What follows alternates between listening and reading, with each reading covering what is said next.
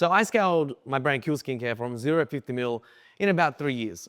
And a lot of it came down to strategy, meaning that all these unlimited options, where do I deploy my limited resources? And what I'm going to teach you guys today is a mental model for an exercise for you guys to go through and understand your marketing complexity scale. Because now after coaching over 100 different brands and ecom architects in the last 6 months, I understand that a lot of founders make their business way too complex.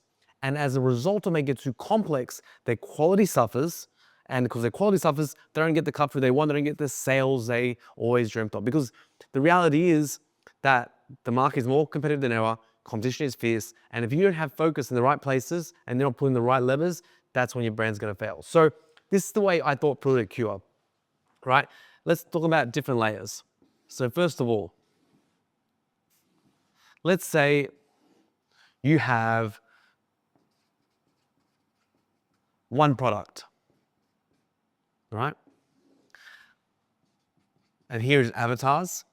Let's say you're marketing to 5 avatars. Let's say you have 2 different offices here. Let's say channels.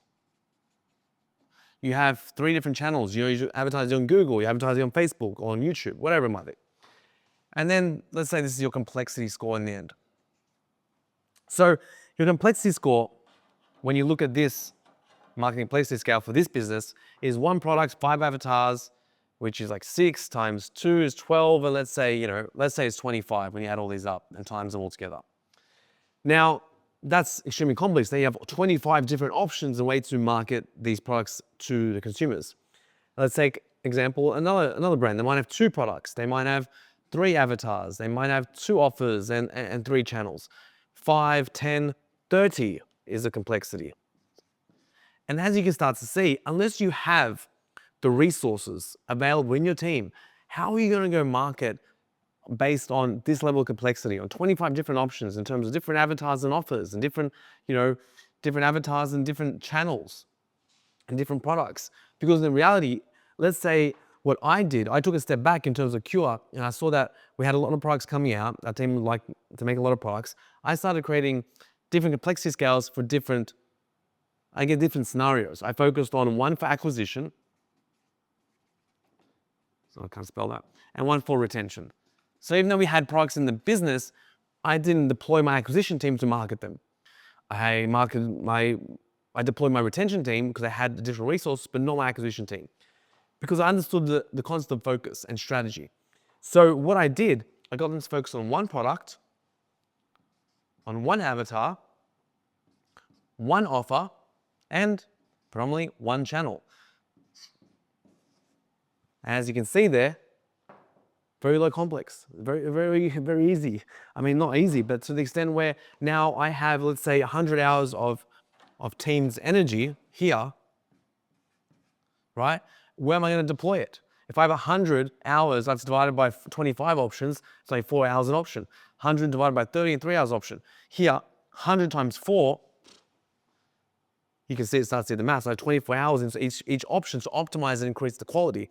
And that's never exactly what happened, because we were so channel focused in terms of nailing the one avatar and one product to offer and one channel. This is I'm talking about up to 8 figures. And then based on that, then we started to hire more people. Once we hired more people, we had more resources. We had another 100-hour slots we could invest. So now we could say, all right, we can maybe increase the channel. Maybe we can increase another offer test, or maybe we can add another product to the roadmap. Because what you guys have to understand is that when you have finite resources like 100 units here, and then you start trying to do all these different things, this is what you're doing. You're going all over the place in terms of your team and resources. And everyone has the ability to succeed, but not everybody has the ability to focus. And this is the biggest thing I'm seeing when coaching a lot of these founders. They haven't got the discipline to put their focus on a small subset of things and increase the quality.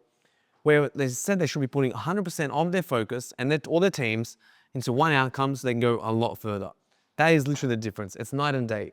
At the start, our team was trying to do this, and I saw we were getting nowhere. I had to repivot, grab all the resources from the company and focus on the one product, the one avatar, the one channel. And then from there, we made our money. We invested into more staff, more products, and so be it. So I hope this mental model or this exercise helps you guys in understanding what it takes to be successful in an e-commerce store. And don't kid yourself by seeing what other people are doing because you don't know what resources they have. At this stage, if you have one product, you need literally a creative strategist per product. And I see a lot of people marketing multiple products with one creative strategist, even half creative strategist, which absolutely makes no sense at all. And the way that I'm envisaging our business moving forward, we're gonna have different pods that are in charge of specific products, and that is it. So make sure all their focus is there channeled in the right areas to get the maximum results. So I hope this helped. If you want more information like this, you can join our program, Ecom Architects, and drop a note down in the comments, like, comment, subscribe, and all that stuff. I'm happy to make more trainings like this on stuff that you guys actually need. So let me know down in the comments, what are you struggling with, so I can tell you the way we think through it, the mental models that helped us get to where we are today. And yeah, that's all. See you guys in the next one.